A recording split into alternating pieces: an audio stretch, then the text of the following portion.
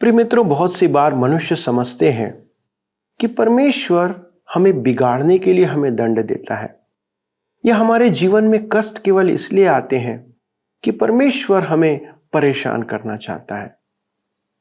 पर इसका नतीजा विपरीत है। परमेश्वर हमारे जीवन में कष्ट और क्लेश इसलिए आने देता है कि वो चाहता है कि हम सही मार्ग की ओर फिरें। वो हमारा दिशा निर्देश करना चाहता है। क्या आप जानना चाहते हैं कि परमेश्वर कैसे ऐसा करता है? कब परमेश्वर इन परेशानियों के द्वारा आपको किस दिशा में मोड़ना चाहता है?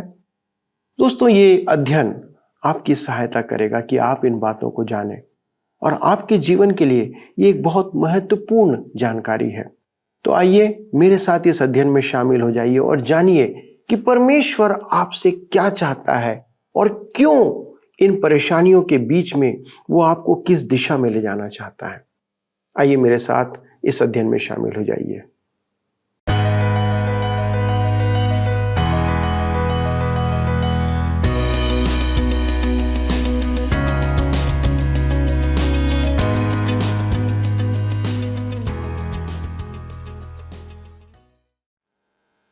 प्रिय मित्रों, प्रभु यीशु में आपको सप्रेम नमस्कार।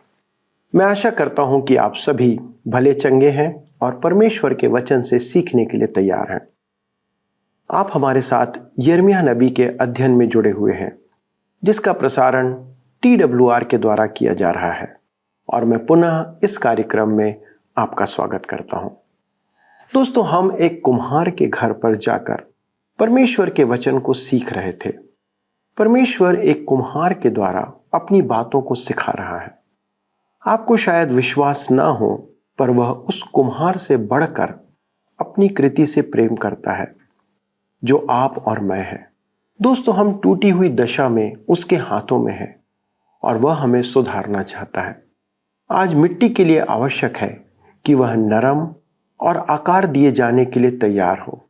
जैसे कि हम बच्चों को बालकपन में ही जो बातें सिखाते हैं, वे उनके जीवन भर उनके साथ साथ बनी रहती हैं। उसी प्रकार आज यदि हम नरम स्वभाव में परमेश्वर के पास आते हैं, तो वह हमें भी सही आकार देना चाहता है। मित्रों, आज समस्या यह है कि लोग झुकना नहीं चाहते हैं। लोग अपनी गलतियां सुनना नहीं चाहते हैं। आप यदि किसी को उसकी खामियां बताएंगे, तो वे आपसे नाराज हो जाएंगे। कारण यह है कि हमारा स्वार्थी स्वभाव, हम केवल अपने आप को सही और दूसरों को गलत समझते हैं। मित्रों, चलिए बड़े ही नम्र स्वभाव से हम परमेश्वर के वचन को सुनते हैं और उसे ग्रहण करते हैं। मित्रों, जैसा कि आप सब जानते हैं कि हम इन दिनों यिर्मयाह की पुस्तक अध्याय 18 से अध्ययन कर रहे हैं। आज हम उसके चौथे भाग से देखेंगे, जिसका विषय है कुम्हार के घर का दृष्टांत। परमेश्वर चिन्हों द्वारा अपना संदेश सुनाता है। यहूदा के लिए इस समय वह एक व्यवहारिक उदाहरण देता है, जो आपके और मेरे लिए भी वास्तविक शिक्षा है। तो आइए हम पढ़ते हैं यिर्मयाह की पुस्तक 18 अध्याय उसके 6 पद। लिखा है, यहोवा की यह वाणी है, इस कुम्हार के समान तुम्हारे साथ क्या मैं भी काम नहीं कर सकता? देख, जैसे मिट्टी कुम्हार के हाथ में रहती है, वैसा ही हे इस्राएल के घराने, तुम भी मेरे हाथ में हो। अब हम देखेंगे कुम्हार का व्यक्तित्व। अब अंत में हम कुम्हार के व्यक्तित्व को देखेंगे। यह सर्वाधिक महत्व एवं आश्चर्य की बात है। अतः आइए हम कुम्हार के घर को अंतिम बार देखते हैं। मैं यिर्मयाह से कहता हूं, यह कुम्हार तो दयालु दिखाई देता है। यिर्मयाह कहता है, हाँ, वह दयालु है। वह मिट्टी को दुख नहीं पहुंचाना चाहता है। वह चाहता है कि मिट्टी उसके अधीन रहे, क्योंकि वह उससे कुछ बनाना चाहता है। मैं कुम्हार के चेहरे को ध्यान से देखता हूं। उफ, वह कैसा व्यस्त है। वह मिट्टी में कैसी रुचि रखता है। परमेश्वर कैसा महान कुम्हार है। काश मैं अपने कुम्हार को देख पाता, परंतु धर्मशास्त्र कहता है कि मैं परमेश्वर को देख नहीं सकता। फिलिप्पुस ने प्रभु यीशु से पूछा था, और मैं भी पूछना चाहता हूं, यूहन्ना 14 उसके 8 पद में फिलिप्पुस ने उससे कहा, हे प्रभु, पिता को हमें दिखा दे, यही हमारे लिए बहुत है। प्रभु यीशु ने उसे उत्तर दिया, यूहन्ना 14 उसके 9 पद में यीशु ने उससे कहा, हे फिलिप्पुस, मैं इतने दिन से तुम्हारे साथ हूं और क्या तू मुझे नहीं जानता? जिसने मुझे देखा है उसने पिता को देखा है। मेरे मित्रों, आइए हम कुम्हार को ध्यान से देखें। देखिए वह परिस्थिति के चाक को कैसे घुमा रहा है। उसके हाथों को देखिए, कैसी कुशलता, कैसी कला, कैसा समर्पण और कैसी कोमलता, दया और प्रेम के साथ वह मिट्टी के लौंदे पर काम करता है। उन हाथों और पैरों पर कील के चिन्ह हैं। इतना ही नहीं, देखिए मत्ती रचित सुसमाचार 27 उसके 3 से 10 पद में, जब उसके पकड़वाने वाले यहूदा ने देखा कि वह दोषी ठहराया गया है, तो वह पछताया और वे 30 चांदी के सिक्के महायाजकों और पुरनियों के पास फेर लाया और कहा, मैंने निर्दोषी को घात के लिए पकड़वा कर पाप किया है। उन्होंने कहा, हमें क्या, तू ही जान। तब वह उन सिक्कों को मंदिर में फेंक कर चला गया और जाकर अपने आप को फांसी दी। महायाजकों ने उन सिक्कों को लेकर कहा, इन्हें भंडार में रखना उचित नहीं, क्योंकि यह लहू का दाम है। अतः उन्होंने सम्मति करके उन सिक्कों से परदेशियों के गाड़ने के लिए कुम्हार का खेत मोल ले लिया। इस कारण वह खेत आज तक लहू का खेत कहलाता है। तब जो वचन यिर्मयाह भविष्यद्वक्ता के द्वारा कहा गया था वह पूरा हुआ कि उन्होंने वे 30 सिक्के अर्थात उस ठहराए हुए मूल्य को, जिसे इस्राएल की संतान में से कितनों ने ठहराया था, ले लिए। और जैसे प्रभु ने मुझे आज्ञा दी थी वैसे ही उन्हें कुम्हार के खेत के मूल्य में दे दिया। यहाँ 2 पद मुझे विस्मित करते हैं। अतः उन्होंने सम्मति करके उन सिक्कों से परदेशियों के गाड़ने के लिए कुम्हार का खेत मोल ले लिया। इस कारण वह खेत आज तक लहू का खेत कहलाता है। वे शायद जानते नहीं थे कि उसे लहू का खेत नाम देकर वे क्या कर रहे थे, परंतु आशा करता हूं कि आप उसे समझने से न चूकेंगे। यह कुम्हार अन्य कुम्हारों से भिन्न एवं महान है। उसने अपना लहू बहाया कि वह उस खेत में जाकर उन टूटे टुकड़ों को उठाकर अपने चाक पर लगाए और एक नया पात्र तैयार करे। पिछले सप्ताह मैं एक भाई से बात कर रहा था। उसका घर और जीवन टूट चुका था। क्या उसके जीवन से परमेश्वर का उद्देश्य समाप्त हो गया था? क्या हमारे चूकने पर वह हमसे संबंध विच्छेद कर देता है? नहीं, वह हमारा त्याग नहीं करता है। यदि मिट्टी उसके अधीन रहे तो उसने खेत की कीमत चुकाई है। वह लहू का खेत है। आप अपने जीवन को देखकर कह सकते हैं, ओह मेरा जीवन कैसा विफल है। मेरे विचार में परमेश्वर हमें काम में नहीं ले सकता है। मेरे मित्रों, वह तो इन टूटे टुकड़ों को आज भी काम में ले रहा है और यदि आप उसे अनुमति दें तो वह आपके साथ भी ऐसा ही करेगा। उसने आपकी मुक्ति के लिए कीमत चुका दी है। आप उसके लिए अपने आप को कुछ बना नहीं सकते हैं। वह हमें परिस्थितियों के चाक पर रखकर सम्मान का पात्र बना सकता है। हम मिट्टी हैं और वह कुम्हार है। यहां पर इसी के साथ अध्याय 18 समाप्त होता है और अब हम अध्याय 19 में आते हैं, जहां पर हम देखते हैं टूटे हुए पात्र के चिन्ह। अध्याय 19 के पहले पद में परमेश्वर यिर्मयाह से कहता है कि वह कुम्हार के घर से मिट्टी की एक सुराही ले और प्रजा के पुरनियों और कुछ वरिष्ठ याजकों को गवाह होने के लिए साथ लेकर जाए। तब यिर्मयाह 19 के 2 पद में लिखा है, हिन्नोमियों की तराई की ओर उस फाटक के निकट चला जा जहां ठीकरे फेंक दिए जाते हैं और जो वचन मैं कहूं उसे वहां प्रचार कर। ध्यान दीजिएगा, हिन्नोमियों की तराई यह वह स्थान था जहां मोलेक की भयानक पूजा की जाती थी। परमेश्वर कहता है यिर्मयाह 19 उसके 4 और 5 पद में, क्योंकि यहाँ के लोगों ने मुझे त्याग दिया और इस स्थान में दूसरे देवताओं के लिए, जिनको न तो वे जानते हैं और न उनके पुरखा व यहूदा के पुराने राजा जानते थे, धूप जलाया है और इसको पराया कर दिया है। और उन्होंने इस स्थान को निर्दोषों के लहू से भर दिया और बाल की पूजा के ऊंचे स्थानों को बनाकर अपने बाल बच्चों को बाल के लिए होम बलि कर दिया। यद्यपि मैंने कभी भी जिसकी आज्ञा नहीं दी, न उसकी चर्चा की और न वह कभी मेरे मन में आया। इसलिए परमेश्वर कहता है कि हिनोमियों की तराई घात ही की तराई कहलाएगी, क्योंकि उन्होंने अपने बच्चों को बाल देवता और तोपेत देवता को भेंट चढ़ाई। इसलिए परमेश्वर उन्हें बैरियों द्वारा नष्ट करेगा। इसे हम पद 6 से 9 में देखेंगे।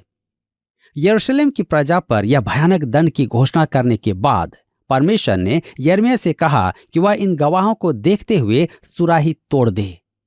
यिर्मयाह की पुस्तक 19:11 में लिखा है, और उनसे कहना, सेनाओं का यहोवा यूं कहता है कि जिस प्रकार यह मिट्टी का बर्तन जो टूट गया कि फिर बनाया ना जा सके, इसी प्रकार मैं इस देश के लोगों को और इस नगर को तोड़ डालूंगा। तोपेत नाम तराई में इतनी कब्रें होंगी कि कब्र के लिए और स्थान ना रहेगा। हिन्नोमियों की तराई से लौटकर यिर्मयाह ने मंदिर के आंगन में अपना अंतिम संदेश सुनाया।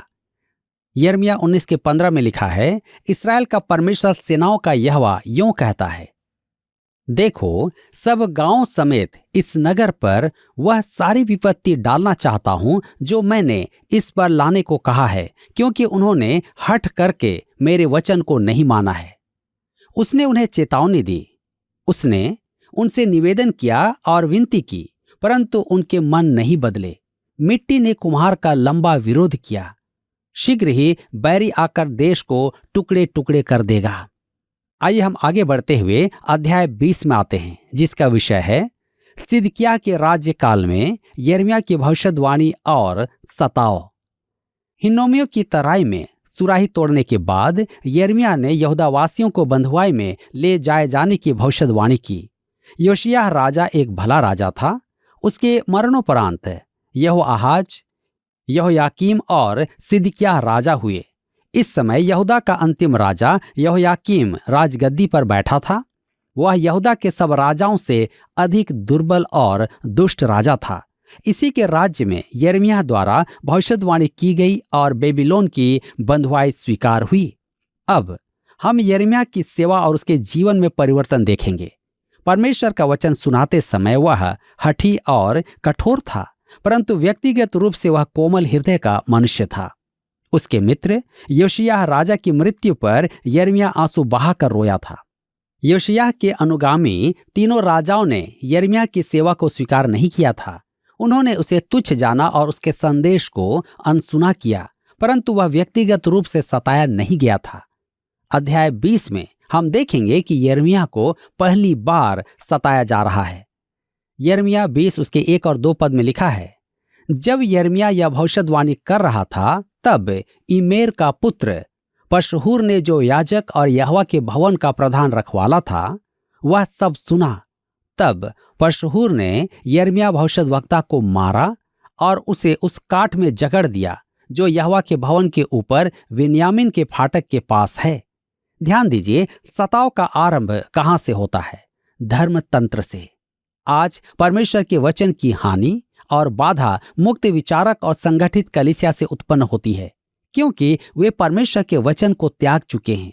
वे कुछ संदिग्ध लोगों के साथ मेल करके अपने भाईचारे, सर्वप्रियता और उदारता के विचारों की डींग मारते हैं। उनमें प्रेम नहीं रह जाता है।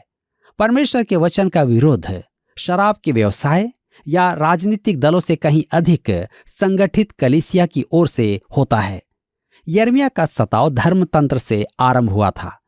आइए हम पढ़ें यिर्मयाह 20 उसके 3 पद। लिखा है, सवेरे को जब पशहूर ने यिर्मयाह को काठ में से निकलवाया, तब यिर्मयाह ने उससे कहा, यहोवा ने तेरा नाम पशहूर नहीं, मागोर मिस्साबीब रखा है। मागोर मिस्साबीब बड़ा विचित्र नाम है। इसका अर्थ है चारों ओर भय। यिर्मयाह पशहूर से कह रहा था कि उसके और उसके सब साथियों के लिए भय का भंडार रखा हुआ है।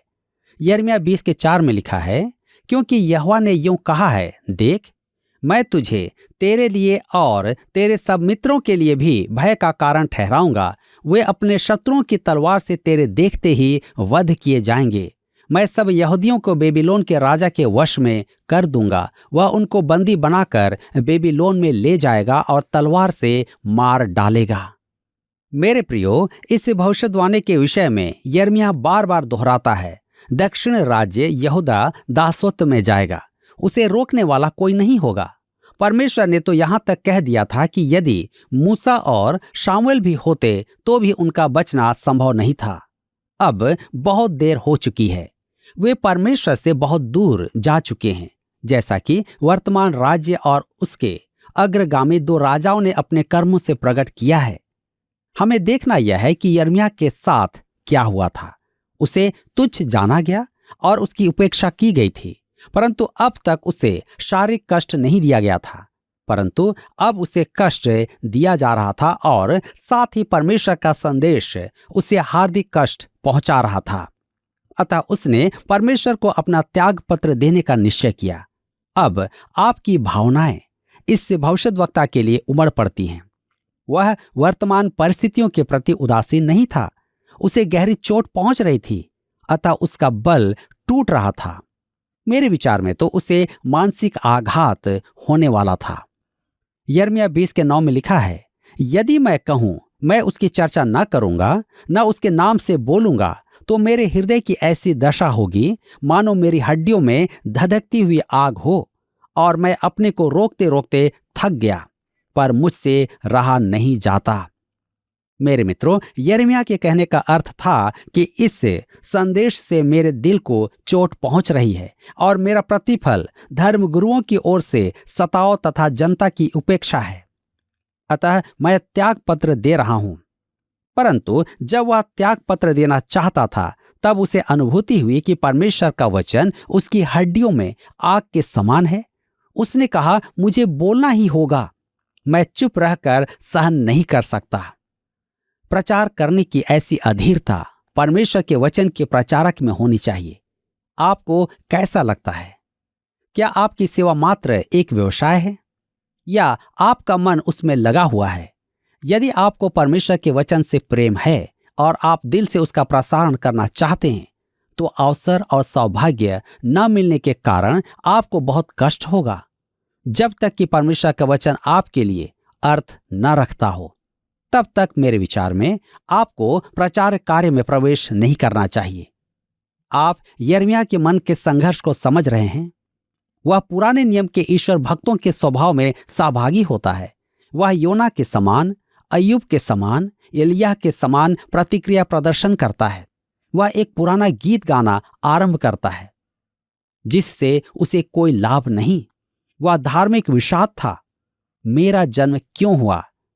यिर्मयाह को सुने। यिर्मयाह 20 उसके 14 और 15 पद में कहता है, श्रापित हुआ दिन जिसमें मैं उत्पन्न हुआ, जिस दिन मेरी माता ने मुझको जन्म दिया, वह धन्य ना हो। श्रापित हो वह जन जिसने मेरे पिता को यह समाचार देकर उसको बहुत आनंदित किया कि तेरे लड़का उत्पन्न हुआ है।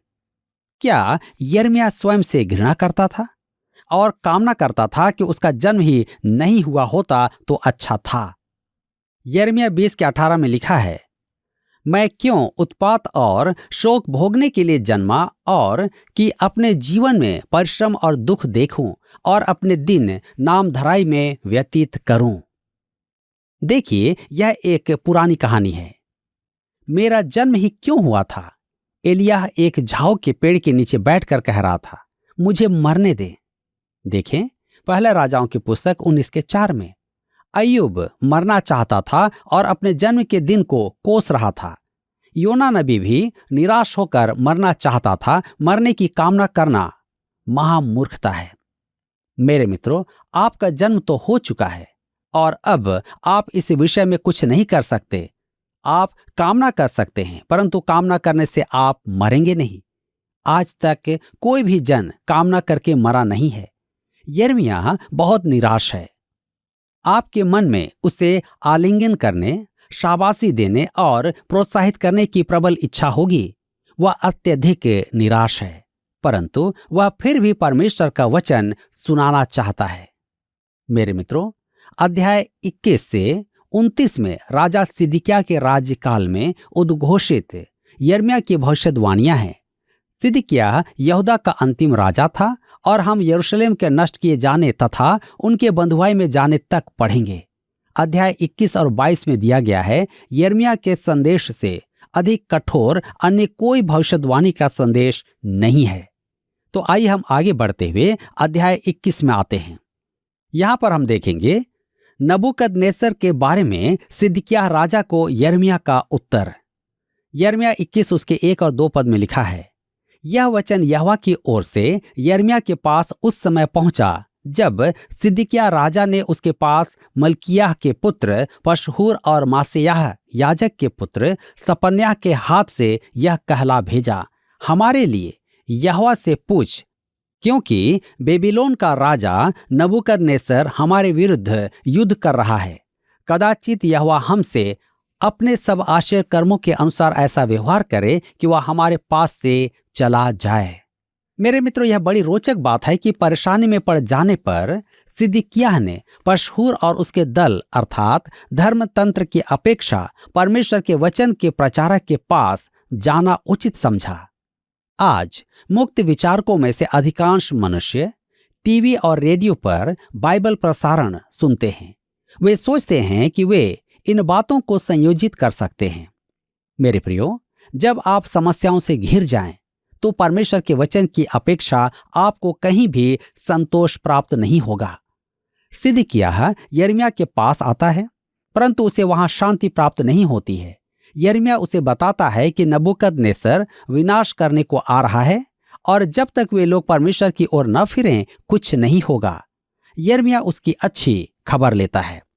यिर्मयाह 21 के 8 में लिखा है, इस प्रजा के लोगों से कह कि यहोवा यूं कहता है, देखो मैं तुम्हारे सामने जीवन का मार्ग और मृत्यु का मार्ग भी बताता हूं। आज परमेश्वर आपसे ठीक यही कहता है। प्रभु यीशु में उसके उद्धार के प्रावधान के विषय में परमेश्वर कहता है कि उसने आपके पापों का दंड चुकाने के लिए अपने पुत्र को आपके लिए मरने के लिए भेज दिया। वह फिर जी उठा कि आपको धार्मिकता प्राप्त हो। यदि आपको उद्धार पाना हो तो आपको उसमें होना होगा। पवित्र आत्मा के बपतिस्मे के द्वारा आप उसमें हो सकते हैं। जब आप प्रभु यीशु में अपना उद्धारकर्ता होने का विश्वास ले आएं, आप परमेश्वर की संतान बन जाएंगे। जी हाँ, परमेश्वर कहता है, यह मेरा मार्ग है जिसे मैंने तेरे लिए खोला है, तू इसे ग्रहण कर या त्याग दे। मैंने तेरे समक्ष जीवन और मृत्यु दोनों रख दी हैं। परमेश्वर ने ऐसा ही किया। वह आंखों में आंसू लिए विनती करता है। यहूदा वासियों के समक्ष 2 बातें थी, नगर में रहकर मरे या बेबीलोन के राज्य को आत्मसमर्पण कर दें। यिर्मयाह 21 उसके 9 और 10 पद में लिखा है, जो कोई इस नगर में रहे वह तलवार, महंगी और मरी से मरेगा, परंतु जो कोई निकलकर उन कसदियों के पास जो तुमको घेर रहे हैं भाग जाए, वह जीवित रहेगा और उसका प्राण बचेगा। क्योंकि यहोवा की यह वाणी है कि मैंने इस नगर की ओर अपना मुख भलाई के लिए नहीं वरन बुराई ही के लिए किया है। यह बेबीलोन के राजा के वश में पड़ जाएगा और वह इसको फुंकवा देगा। सिदकिय्याह ने नहीं माना। वह एक दुर्बल व्यक्तित्व वाला दुष्ट राजा था। वह परमेश्वर की ओर नहीं फिरा। उसने सोचा होगा, परमेश्वर ने यहोयाकीम के समय में इस नगर को नष्ट नहीं होने दिया। वह भी तो मेरे समान ही बुरा था, तो फिर मेरे समय में ऐसा क्यों होगा? उसने परमेश्वर की ओर अपने मनों को नहीं फिराया। मेरे मित्रों, आज हम सब के लिए भी एक समय है कि हम चुन लें कि हम किस ओर जाना चाहते हैं। हम परमेश्वर के द्वारा जीवन पा सकते हैं और अगर हम उसकी ओर ना जाएं तो निश्चय है कि हम मारे जाएं। आज निर्णय आपको लेना है। परमेश्वर अपने वचन के द्वारा आप सबको आशीष दे और आप सबकी सहायता करे। प्रिय मित्रों, आज का अध्ययन हमें एक बार फिर से परमेश्वर की सेवा के प्रति उत्तेजित करता है।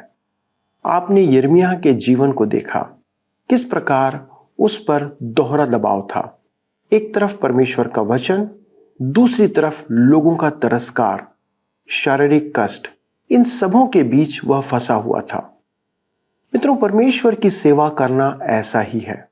उसका वचन आपके जीवन में आग लगा देता है। यदि आपके हृदय में वचन के कार्य किए गए हैं और आपने परमेश्वर के प्रेम को समझ लिया है, तो आप कभी चुप बैठ नहीं सकते। आप लोगों को उसके प्रेम का बखान करते रहेंगे। आज प्रचारकों की कमी नहीं है, पर परमेश्वर के हृदय के समान हृदय रखने वाले प्रचारकों की कमी है।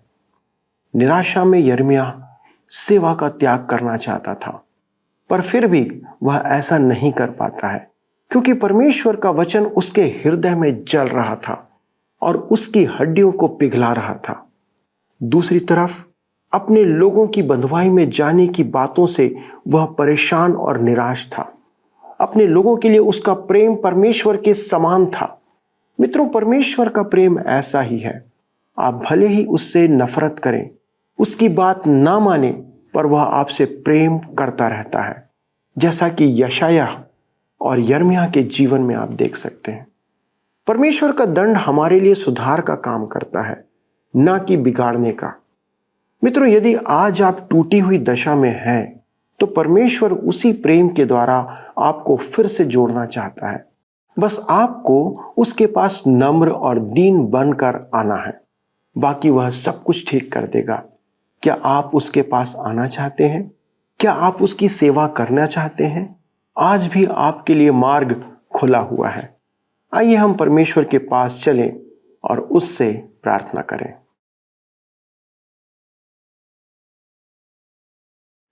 स्वर्गीय पिता परमेश्वर, हम आपके वचनों के लिए फिर से धन्यवाद देते हैं, जो प्रतिदिन हमारे लिए एक नई आशीष के रूप में आता है और हमारे जीवन में अनेक शिक्षाओं को देता है कि हम सिद्धता की ओर बढ़ते चले जाएं। पिता, हमारी विनती है आज हमारे दर्शकों के लिए कि उनके जीवन में ऐसी कौन सी बात है प्रभु, जो उन्हें आपके प्रेम से रोक रहा है, जो उनके जीवन में एक अवरोध बना हुआ है। हमारी विनती है पिता कि आज उन अवरोधों को दूर करें। यदि उन्होंने अपना जीवन आपको समर्पित किया है, यदि वे आपकी सेवा करना चाहते हैं, वे आपके संग और साथ बढ़ना चाहते हैं, प्रभु आज उन सब अवरोधों को दूर करते हुए उनके जीवन से अपनी महिमा को प्रकट करें। हमारे सभी दर्शकों को आपके पवित्र सुरक्षित हाथों में समर्पित करते हुए इस विनती को प्रभु यीशु क्रिस्ट के नाम से मांगते हैं, आमीन। मित्रों, आज का अध्ययन आपको क्या प्रोत्साहित करता है कि आप सेवा के कार्य में आगे बढ़ें? यदि आप कुछ दिशा निर्देश हमसे चाहते हैं, हमसे सहायता चाहते हैं, तो कृपया हमसे संपर्क करें। हम निश्चित तौर पर आपकी सहायता करेंगे। अगले प्रसारण में इस अध्ययन को आगे बढ़ाएंगे। तब तक परमेश्वर के अनुग्रह में बने रहें और उसकी सेवा करते रहें। प्रभु आपको आशीष दे। आइए अब हम प्रश्न को देखें। पिछले प्रश्न का उत्तर है ए, मनुष्य अपनी इच्छा से निर्णय ले सकता है। मिट्टी के अधिकार का अर्थ है कि मनुष्य अपनी इच्छा से निर्णय ले सकता है। आज के अध्ययन पर आधारित प्रश्न है, हिन्नोम की तराई में इस्राएलियों ने कौन सा पाप किया था?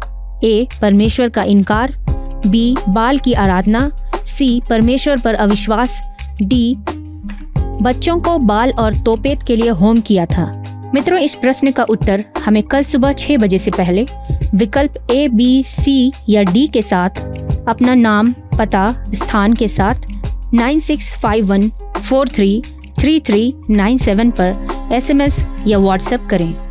सभी विजेताओं को विशेष पुरस्कार प्रदान किए जाएंगे। धन्यवाद।